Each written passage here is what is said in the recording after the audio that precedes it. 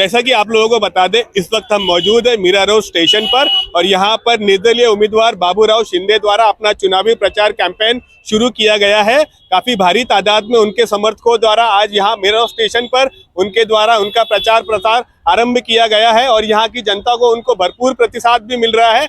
आइए उनसे जानने का प्रयत्न करेंगे कि उनका क्या मुद्दे हैं और किन मुद्दों को भुनाने के लिए वो यहाँ पर आए हैं और उनका चुनावी एजेंडा क्या होगा। क्या कहेंगे, आज आपने आपका चुनावी बिगुल फूंक दिया है, आज आपने अपना प्रचार आरंभ कर दिया है, आपके साथ अच्छा खासा जन समर्थन भी है और आज यहाँ पर आप मीरा रोड स्टेशन पर खड़े रहकर जनता से रूबरू हो रहे हो। सर, आप हमारी जनता को, हमारे दर्शकों को क्या कहना चाहेंगे सर?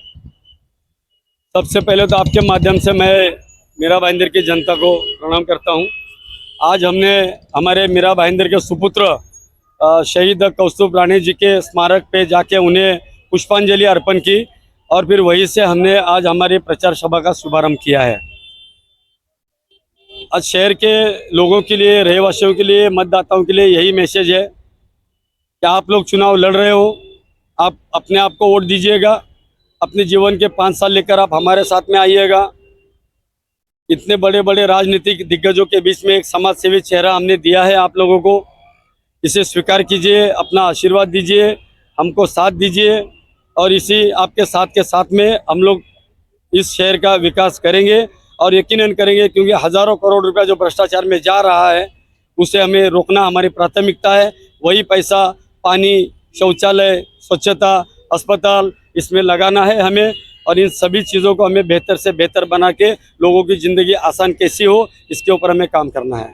सर, आपने अभी कुछ लोगों को भ्रष्टाचारी बोला है, तो आपने ये भ्रष्टाचार उनके ऊपर सिद्ध होता है, इसको कैसे साबित करोगे सर आप? सर, ये लोकतंत्र है और ये बहुत बड़ा मजाक है। मैं आपसे सवाल पूछता हूँ, मैं उन नेताओं से सवाल पूछता हूँ जो इस वक्त चुनाव में खड़े हैं। मैं मीरा भाईंदर की जनता से भी सवाल पूछता हूँ, उन्हें भी इस बात का जवाब देना पड़ेगा, क्योंकि इस हालत के लिए जनता भी जिम्मेदार है। मुझे एक बात बताइए, 1,20,000 एक विधायक को सैलरी मिलती है, 1,20,000 प्रति माह, यानी 12 लाख 14 लाख 40,000 एक साल का, यानी कुल मिला के 65-70 लाख रुपया 5 साल में सैलरी मिलती है मानधन। मुझे बताइए, यहाँ पर मुझे बताने की जरूरत नहीं है साहब, मीरा भाईंदर की जनता देख रही है, जान रही है, समझ रही है। रोज करोड़ों रुपया खर्चा हो रहा है, जबकि 40 लाख की लिमिट है। चुनाव आयोग भी सोया हुआ है, सिर्फ 40 लाख की लिमिट है, रोज करोड़ों रुपया खर्चा हो रहा है, पैसे बांटे जा रहे हैं। ये कहां से आया पैसा?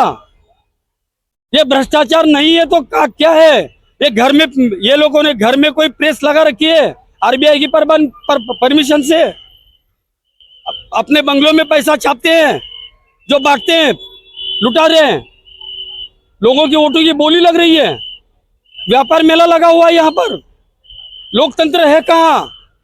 लोकतंत्र कहाँ है मुझे बताइए। बोली लग रही है लोगों की जिंदगी की, वोटों की। किस तरीके की बोली लग रही है? अरे देखिए, सर्वे हो रहा है, घर घर पैसा बांटा जा रहा है, घर घर फूंका जा रहा है पैसा, बिल्डिंगों में पैकेज दिया जा रहा है, हर एक बिक रहा है। इसी के खिलाफ तो हम लोग लड़ रहे हैं। हमारी लड़ाई उनके खिलाफ नहीं है, हमारी लड़ाई अपने आप से लड़ाई है। हम बिकना बंद करें तो भ्रष्टाचार बंद हो जाएगा, भ्रष्टाचार बंद हो जाएगा, महंगाई कम होगी। महंगाई की जड़ है भ्रष्टाचार और भ्रष्टाचार की जड़ है आम इंसान। नेताओं की भी मैं जोर नहीं करता। भ्रष्टाचार एक अलग मुद्दा हो गया और राजनीति में जातिवाद एक अलग मुद्दा है। जो जातिवाद मानते हैं उनको आप क्या जवाब देना चाहोगे? देखिए, ये जातिवाद जो है सिर्फ राजनीति तक सीमित है। मेरे साथ यहाँ पर जो खड़ी है, मेरे माताएं, बहनें, भाई है, उत्तर भारतीय है, मुस्लिम भी है, मराठी भी है। कहाँ आपको जातिवाद दिख रहा है? जातीयवाद सिर्फ राजनीति में है और ये जानबूझ के इस मुर्दे को बार बार निकाला जाता है। धार्मिकता, जातीयवाद, ये बार बार निकाला जाता है, क्योंकि इसी से जो हमारे लोग हैं ना सर, भावनाशील है, वो भावना में बह जाते हैं। जय श्री राम बोलो तो इधर, अल्लाह अकबर बोलो तो उधर। ये क्या है? क्यों बंटवारा हो रहा है? ये नहीं होना चाहिए। ये हमारे शहर के लिए भी ठीक नहीं है, हमारे देश के लिए भी ठीक नहीं है साहब। इसीलिए हम ये मिर्ची निशानी लेकर खड़े हैं साहब, इसीलिए। जैसी हमारी जबान है वैसी हमारी निशानी है, और वैसे हमारा ठोक बजा के काम भी होगा। इससे ज्यादा मैं क्या कहूं साहब। भ्रष्टाचार के लिए कोई बोल के करता है भ्रष्टाचार? आप उनसे पूछो ये पैसा कहां से बांटा जा रहा है, पैसा कहां से आ रहा है आपके पास? रोज करोड़ों रुपया जा रहा है साहब। चुनाव आयोग को दिखता नहीं है? दिखना चाहिए साहब। हमारा चुनाव पूरा खर्चा 10 लाख के ऊपर नहीं जा पाएगा। 10 लाख भी जुटाते पसीना छूटता है। ये करोड़ कहां से आते हैं? गरीब जनता है, उनको क्या है, लक्ष्मी जी आ रही है, ले रहे हैं।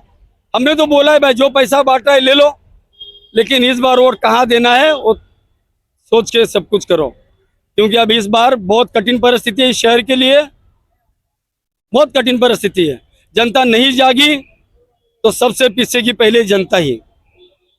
जनता तो सर ऐसे भी पिस रही है, ना अच्छे रोड है, ना आपको पीने के लिए पानी है, कोई सुविधा नहीं है। अभी आप झुग्गी झोपड़ियों में चले जाओ तो आपको बाथरूम तक की सुविधा नहीं है। बिल्कुल नहीं है। जनता तो पिस ही रही है। हम आप क्या करोगे? हमने पहले, आप अगर जीतते हो तो आप क्या करोगे? ऐसा हमने पहले भी देखिए, हमारे पहले इंटरव्यू में हमने कहा है, शौचालय में 76 साल 77 साल के बाद में भी हमारी माता बहनों को आज जंगल में जाना पड़ता है, मैनग्रोव में जाके सुबह 3 बजे 4 बजे शौचालय को जाना पड़ता है। ये बड़ी शर्म की बात है, बहुत शर्म की बात है। आज भी हमारे मेरा भाईंदर में ये शौचालय की हालत है।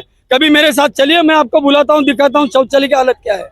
ये हालत है शौचालय की। पीने के पानी तो गंदा पानी में से बदबू आती है गटर के पानी की। वो पानी पीने के लिए हमारे लोग मजबूर है। क्या करेंगे? पानी उबाल उबाल कर पिएंगे।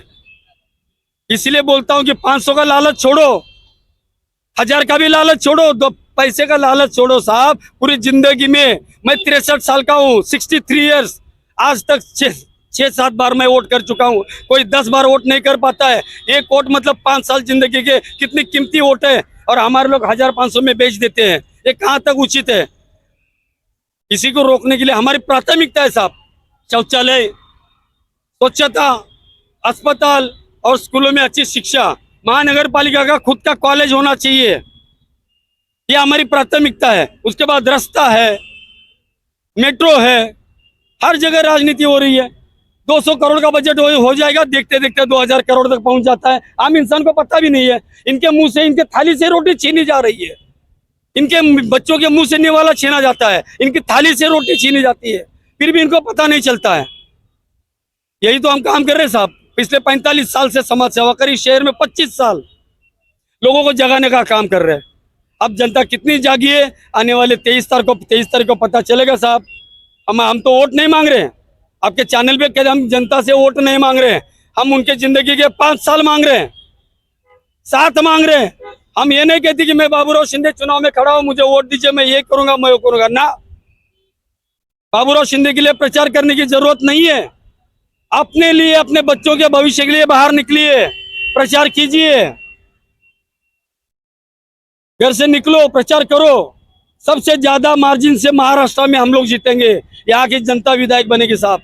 आज तक 14 लाख लोगों ने एक विधायक बनाया, अब की बार एक वोट 14 लाख विधायक बनाएगा, एक वोट 14 लाख विधायक बनाएगा। अब ये लोगों को सोचना है, एक वोट से 14 लाख विधायक बनाने हैं या 14 लाख वोट से एक विधायक बनाना है, ये आप लोगों को सोचना है साहब। हमने सब लोगों के ऊपर छोड़ के रखा है।